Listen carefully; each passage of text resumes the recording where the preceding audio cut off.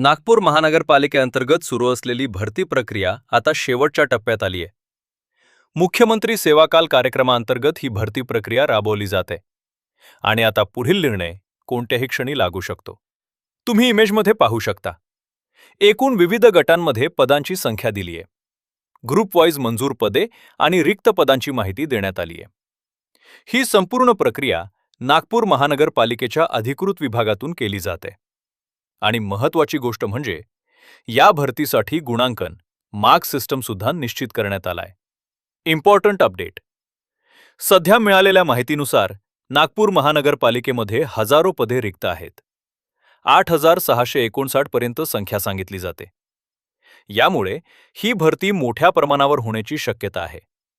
ही वेळ खूप क्रुशियल आहे, कारण फायनल लिस्ट कधीही लागू शकते.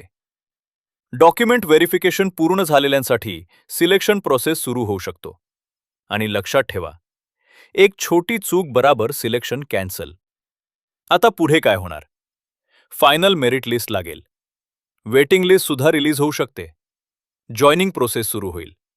ही सर्व प्रोसेस काही दिवसात सुरू होण्याची पूर्ण शक्यता आहे. तुमच्या मनात प्रश्न येत असतील. रिझल्ट कधी लागेल? मेरिट लिस्ट कशी बढायची? डॉक्युमेंट्स पुन्हा व्हेरीफाय होतील का?